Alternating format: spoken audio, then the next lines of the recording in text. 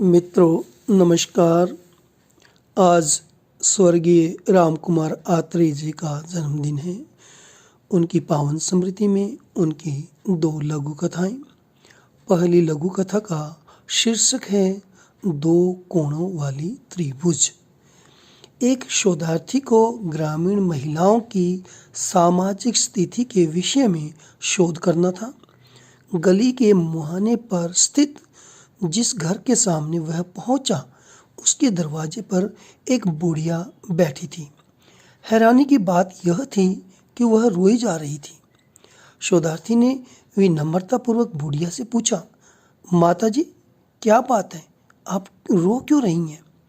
बेटा, उधर देख, अंदर जो सांपिन बैठी है ना, उसके घर के खुले किवाड़ों के भीतर की ओर संकेत करते हुए कहा, वह मेरे बेटे की बहू है, वही मुझे जीने नहीं दे रही है।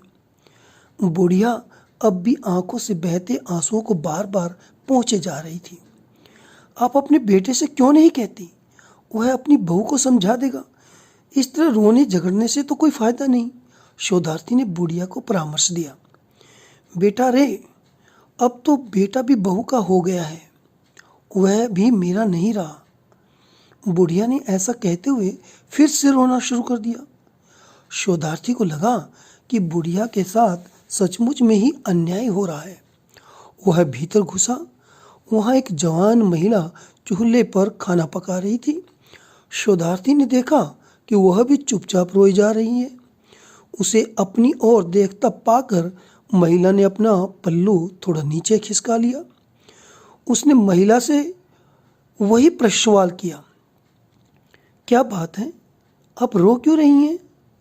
साहब जी, उधर देखिए, वह जो बुढ़िया है ना, उसने बाहर की ओर संकेत करते हुए कहा, वह पक्की डायन है, वही मुझे जीने नहीं दे रही है। औरत ने ऐसा कहते हुए ऊंची आवाज में रोना शुरू कर दिया था।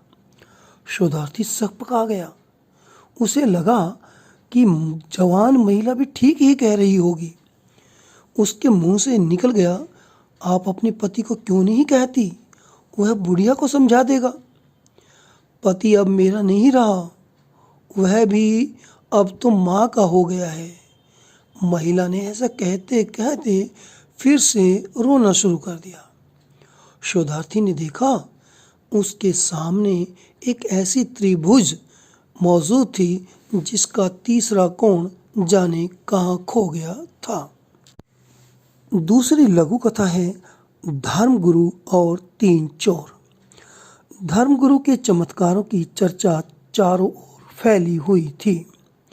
एक अखबार से जुड़ा होने के कारण मैं स्वयं को नहीं रोक सका और पहुंच गया धर्मगुरु के दरबार में।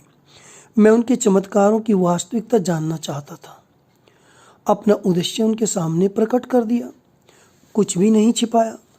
वे मौन रहे। मैं कई दिनों तक वहां जाता रहा। उन्हें लगा होगा कि मैं अखबार वाला कम और श्रद्धालु ज़्यादा हूँ, इसलिए एक दिन एकांत मिलने पर मैंने विनम्रतापूर्वक उनसे उनके चमत्कारों के विषय में पुनः पूछा। वे मुस्कुराए, फिर मुझे एक कहानी सुनने को कहा। तीन चोर थे। तीनों आपस में मित्र थे। सरकारी संपत्ति को चुरा रहे थे। भनक लगने पर पुलिस पीछे पड़ गई। वे भाग निकले। नगर के बाहर एक सुनसान जगह पर उन्हें किसी सन्यासी की कुटिया दिखाई दी। वे उसी में घुस गए। सन्यासी भिक्षाटन के लिए कहीं गया हुआ था। पुलिस देख नहीं पाई। चोर थे ही, वे वहाँ भी बाज नहीं आए। एक ने पीले कपड़े में बंधी धार्मिक पुस्तकें उठा ली। दूसरे ने बड़े बड़े मनकों वाली रुद्राक्ष की माला। तीसरे चोर के कपड़े भागते समय कहीं से फट गए थे। उसने सन्यासी की भगवा धोती अपने बदन पर लपेट ली, अपने कपड़े वहीं छोड़ दिए। सन्यासी की खड़ाऊ भी पाँव में फंसा ली। इस तरह वे अपने ठिकाने पर लौट आए। जिस चोर ने पुस्तकें चुराई थी वह पढ़ना नहीं जानता था। उसने पुस्तकें कबाड़ी को बेच डाली। जिसने माला चुराई थी उसकी माला घुमाने में कोई रुचि नहीं थी। माला उसने अपनी बूढ़ी माँ को दे डाली। धोती और खड़ाऊ वाले चोर को अपने प्रति लोगों के व्यवहार में चमत्कारिक परिवर्तन महसूस हुआ। लोग उसे देखते ही झुककर प्रणाम करने लगे।